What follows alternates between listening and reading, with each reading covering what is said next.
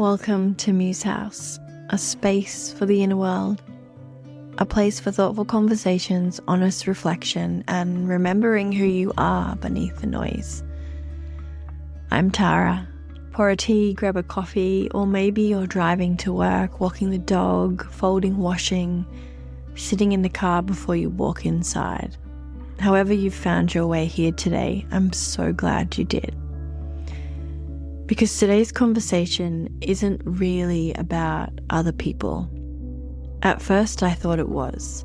I thought this episode and conversation was going to be about judgment, about gossip, about the conversations we have when the person we're talking about isn't in the room. But as I sat with it this week, I realized those things are usually just the surface. The deeper conversation is about honesty. Not honesty with other people, honesty with ourselves. Because I don't actually think the most dangerous thing we ever do is judge other people. I think the most dangerous thing we do is ignore what we already know to be true. I've been thinking a lot lately about humility. It feels like something we've slowly stopped valuing. We celebrate confidence, certainty, having the right opinion, the perfect comeback, being the smartest person in the room. But humility quietly whispers something very different. It says, remember who you were. Remember the woman who stayed too long. Remember the friendship you knew wasn't healthy but kept trying to save it anyway. Remember the job that slowly chipped away at your spirit. Remember the relationship where your body knew long before your mind and heart was willing to admit it. Remember the season you don't really talk about anymore. The version of you that wasn't making great decisions. The version that was scared. The version that ignored every instinct because hope felt easier than heartbreak. Because here's what I've realized. Nobody who truly remembers their own story stays arrogant for very long. I know I don't. Because if I'm honest, there have been so many versions of me that could have been judged, and maybe they have been. The young woman who confused potential with character. The woman who believed promises because she desperately wanted them to be true. The one who rescued people who never asked to be rescued. The one who kept giving people another chance because surely this time it would be different. The one who could explain everybody else's behavior except her own. And if you've listened to the podcast for a little while now, or the previous seasons and iterations, you'll know I'm not interested in telling stories that make me look wise. I'm interested in telling stories and having conversations that remind us we're human. Because somewhere along the way, someone gave me grace. Someone didn't reduce me to the hardest season of my life. Someone chose understanding over humiliation. Someone looked at me and saw a whole person instead of my worst decision. And I think that's one of the greatest gifts another human being can give us. Not permission to stay the same, but enough compassion to become someone different. So before we open our mouths about someone else's marriage, or someone else's business, or the way they parent, or the friendship that ended, before we decide we know someone else's story from a handful of moments we've been privileged to, maybe we should come home to our own. because life has a beautiful way of humbling us.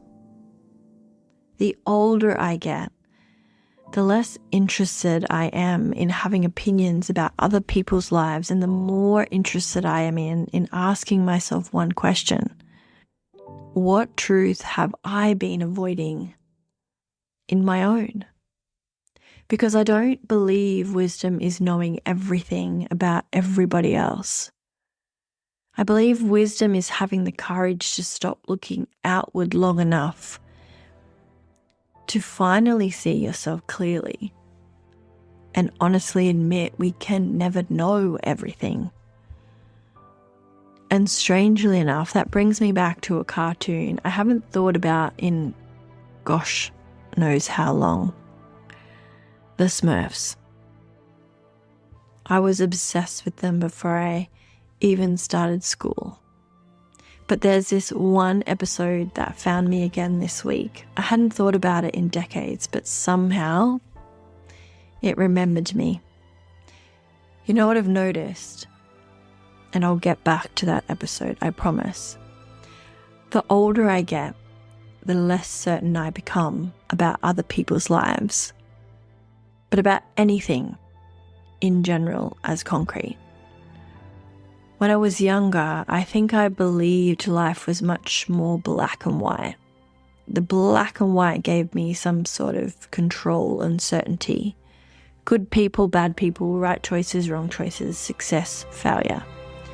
If someone's marriage ended, there had to be a villain. If a friendship broke apart, someone must have done something terrible. If a business closed, someone maybe made the wrong decisions. We love certainty because certainty feels safe. It helps us make sense of a world that often doesn't. But life has a way of softening those sharp edges, because then it becomes your marriage, your friendship, your business, your nervous system, your season of survival, and suddenly you realize nothing is ever as simple from the inside as it looks from the outside. I've learnt that curiosity and judgment often look similar on the surface. Both ask questions, both observe people, both try to understand what happened, but underneath, they couldn't be more different. Judgment will ask what's wrong with them. Curiosity will inquire, I wonder what has occurred, what's happened. Can you feel the difference? One creates separation. The other creates compassion. One assumes, the other explores. One closes the conversation and the other opens it. And I think somewhere along the way, we've mistaken having opinions for having wisdom. We scroll for 30 seconds and we think we know someone's character. We hear one side of the story and we think we know the whole relationship. We meet someone in one chapter of their life and we believe we've read the entire book, but we haven't. We haven't. We've read a page, maybe a paragraph, and yet you hear people speak with such certainty. One of the greatest lessons life has taught me is this, and in some respect, given the experiences I had at a younger age, I feel I learnt this sooner. Every person you meet is carrying a story you cannot see. The woman who seems distant, she might be grieving. The father who looks distracted might be terrified about paying his mortgage.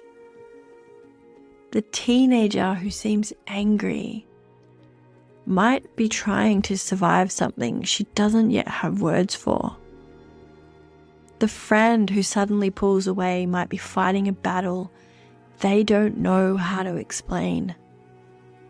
Now, that doesn't mean we excuse harmful behavior. It doesn't mean we ever tolerate disrespect. It doesn't mean we abandon discernment. They're different things, and I think that's a really important distinction.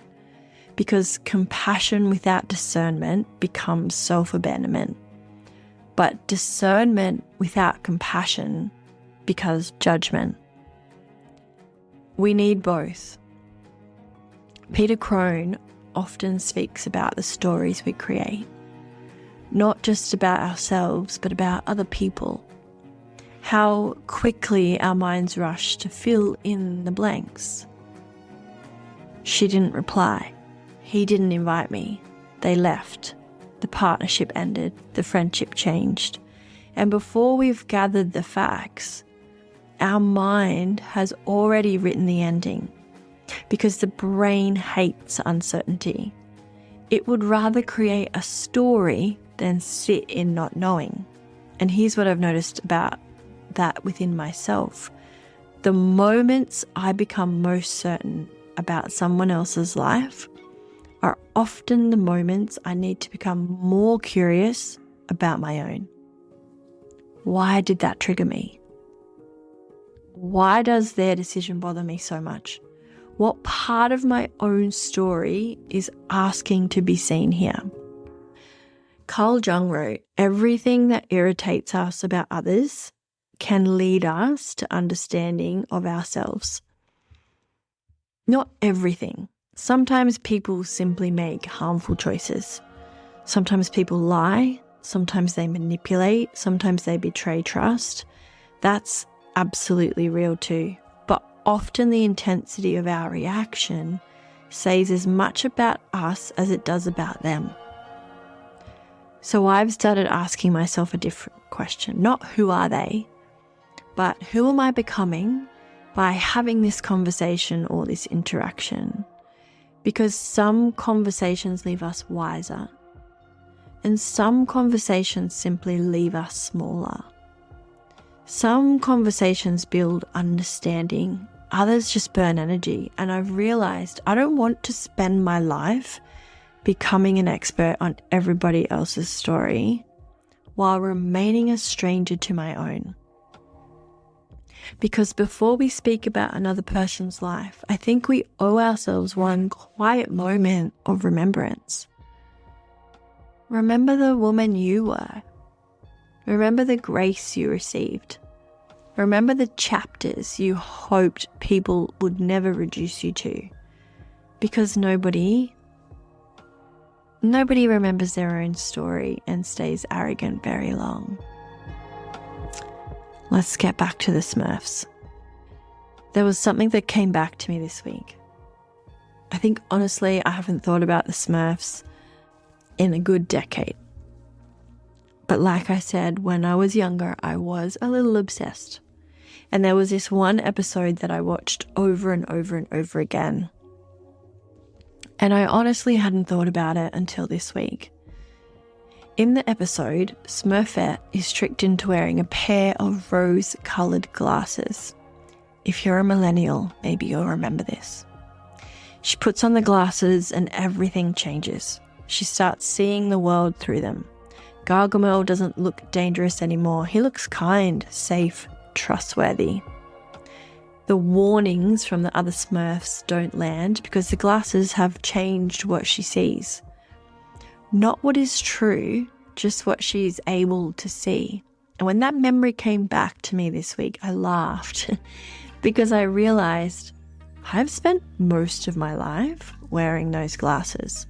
Not the literal ones, the emotional ones, the ones that don't change reality, they change your perception of it. Which is tying into this whole conversation. Because if I'm really honest, I don't think people fooled me nearly as much as I helped them. That's quite a confronting sentence to say out loud, because it's much easier to tell ourselves I was deceived than to admit that part of me didn't want to see what was already there.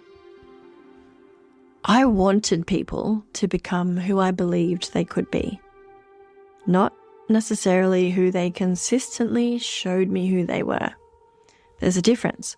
I confused potential with character, and I'm honest enough to admit that. I confused chemistry with compatibility. confused history with loyalty.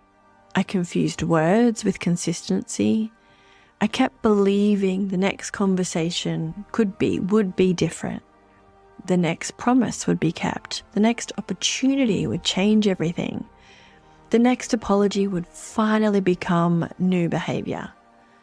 Not because I was necessarily naive, because I was hopeful. And hope is such a beautiful part of being human until it starts asking you to betray yourself. I can look back now at my marriage, and there were moments my body knew long before my mind was telling and willing to catch up. There were conversations that left me feeling smaller and disconnected from myself, moments where something didn't sit quite right. Times I explained away what my nervous system was desperately trying to communicate. And it's not because I lacked intelligence. It's because I wanted love to win. I wanted the story I'd built my life around to be true. And I think so many women know exactly what I'm talking about. Maybe it wasn't a marriage. Maybe it was a friendship. Maybe it was a business partnership. Maybe it was someone at work. Maybe it was even your relationship with yourself. You kept saying, it's okay. They're just having a hard time. Maybe I misunderstood. I'm probably overreacting. They didn't mean it like that. Again and again and again, until one day you realized you haven't been extending compassion. You've been abandoning yourself. That was one of the hardest truths I've ever had to sit with, because I've always believed in seeing the best in people. I still do. I hope I always will. But seeing the best in someone should never require you to ignore what is consistently true about them. Those two things can coexist together. You can believe someone has goodness in them and also acknowledge they are not safe for you. You can love someone and still leave. You can understand why someone behaves the way they do and still decide you don't want to keep experiencing it. Understanding isn't the same as permission. Compassion isn't the same as proximity. And here's what I think trauma taught me. Not fear, discernment. But it took me a long time to own the discernment. People often say trauma makes you cynical. That hasn't been my experience. If anything, it's taught me to finally trust what my body had been whispering all along, because our bodies are absolutely extraordinary. Long before our minds find the words, our bodies begin collecting evidence. The tension in your shoulders after seeing their name come up on your phone, the heaviness in your chest before walking into a meeting, the knot in your stomach that appears every time you're around someone, the exhaustion that follows certain conversations and certain circles of people, the way you keep leaving interactions wondering why you suddenly don't feel like yourself. Your body is paying attention, even when your mind is still negotiating. There's a beautiful quote by Maya Angelou. When someone shows you who they are, believe them the first time. For years, I struggled with that. Not because I didn't see it, because I didn't want to. I thought believing people meant believing their words. Now I think believing people means believing their patterns. Because words tell us intentions or masks. Patterns tell us character. And over time, consistency reveals that charm never can. Time has become one of my greatest teachers, because time quietly removes every disguise. Nobody can perform forever. Nobody can wear a mask forever. Nobody can maintain a false version of themselves forever. Eventually, pressure reveals character. Consistency reveals integrity. time reveals truth. Not because truth wins an argument, because truth doesn't need to. Truth simply is. It waits patiently until we're finally ready to see what has been there all along. And maybe taking off the rose-colored glasses isn't becoming less loving at all. Maybe it's finally becoming honest. Not about who other people are, but about what you already knew deep down long before you had the courage to admit it. There's something else I realized after taking those glasses off for myself. It's that life became quieter. Not easier, just quieter, because I stopped arguing with reality. For years, I think I believed if I just loved people enough, because I had so much love to give, understood them enough, waited a little longer, had one more conversation, explained myself one more time, things would eventually become what I hoped they could be. And sometimes they did. People can absolutely grow. I've grown. If you're here in this space with me, you've probably grown. We're all capable of change. We all change. But here's what I've learned. Growth only happens when someone wants to grow. You have to water what you want to grow. You cannot heal for another person. You cannot carry enough hope for someone else's transformation. You cannot love someone into becoming somebody they have no desire to become.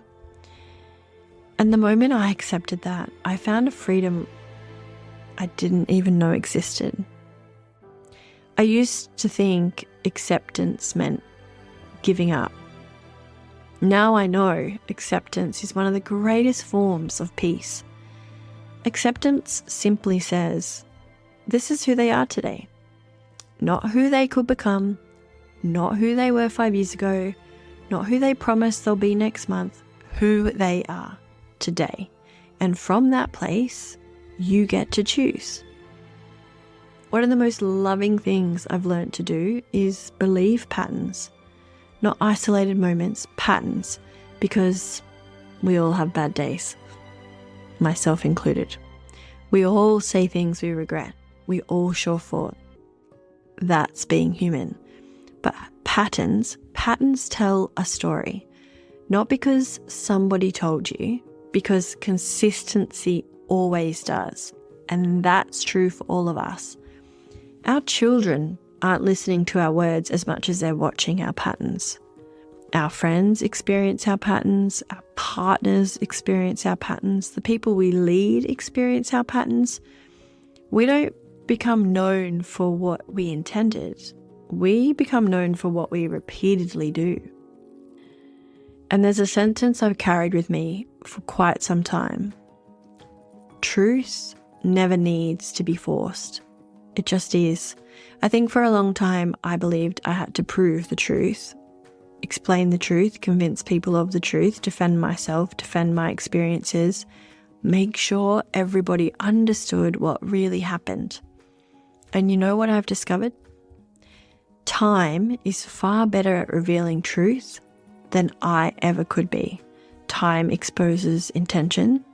Time reveals integrity. Time uncovers character without me saying a word. Because eventually, who we are, who we be, catches up with us. Always. Not as punishment, just as reality. I've watched this happen in friendships, in business, in leadership, in families, in my own life. People can maintain an image for a season. Charm can carry someone for a season. Words can carry someone for a season. Performance can carry someone for a season. But eventually, life asks us the same question. Who are you when nobody is watching? Because character isn't built in the spotlight. It's revealed there.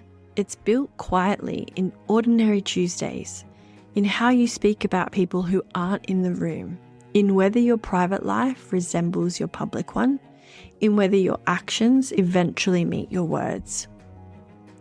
And maybe that's why I'm less interested in exposing people who have done me ill harm, because life has a way of doing that all by itself. What I'm much more interested in now is becoming someone whose life doesn't require any form of performance. Someone whose words and actions slowly become the same thing. It's a value I live by. Someone who trusts herself enough to leave when her body knows, to stay when love is healthy, to apologize when she's wrong, to own her part, to release what no longer belongs, to stop trying to rescue, to stop trying to convince, to stop trying to manage how I'm perceived, because there is so much freedom in living in alignment with what is true. You know, relationships have become some of my greatest teachers, and I think that can be true for everybody. They are so profound when we allow ourselves space to read them. Not just romantic ones, friendships, business partnerships, the women standing beside me at the soccer sidelines, clients, family. Every relationship has handed me a mirror. Some reflected my wounds, some reflected my healing, some reflected the woman I was becoming. Some were only meant to walk beside me for a page or a chapter. And I don't believe every relationship is meant to last forever. Some people are seasons. Some are turning points. Some arrive to comfort you. Some arrive to challenge you. Some arrive to show you exactly what you can no longer ignore. And perhaps that's enough. Because not every ending is a failure.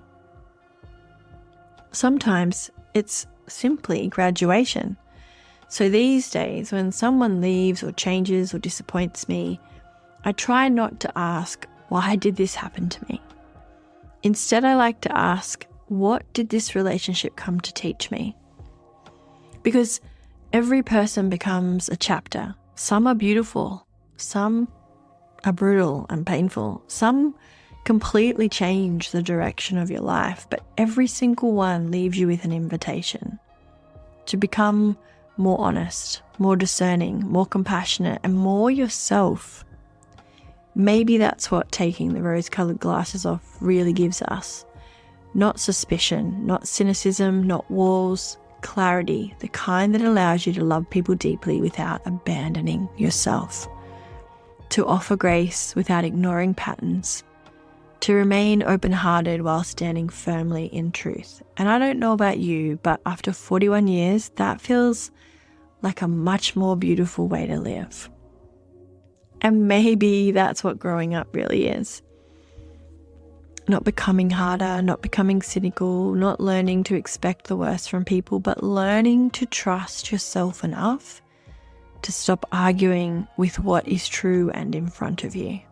Because if there's one thing these last few years have taught me, it's that your body often knows long before your mind is ready to admit it.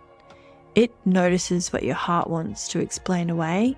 It remembers what your hope tries to forget. It quietly collects the evidence while your mind negotiates one more chance, one more conversation, one more reason to stay. And maybe that's why coming home to yourself is such sacred work. Because somewhere along the way, many of us learnt to trust everybody else's version of reality before our own.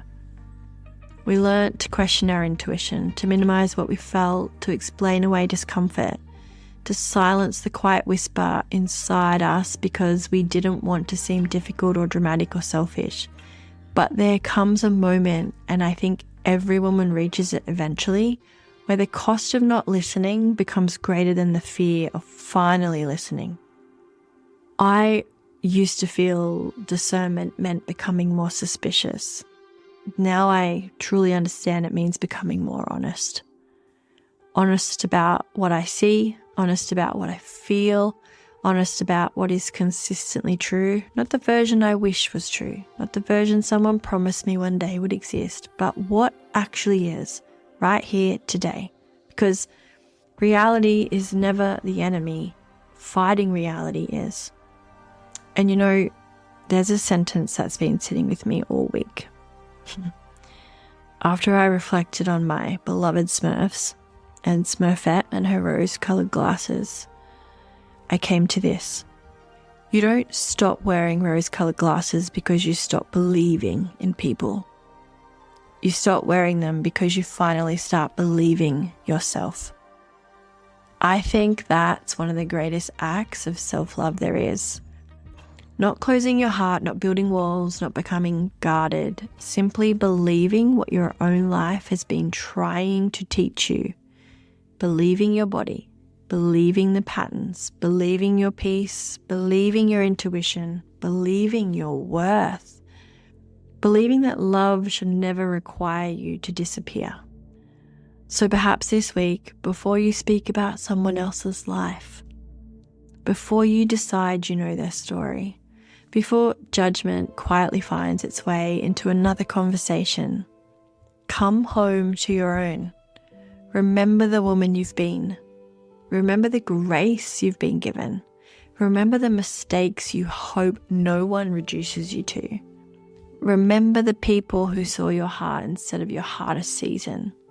And let that memory soften you, not into someone who ignores truth, but into someone who carries both compassion and discernment, because they were never meant to compete. They were always meant to walk together.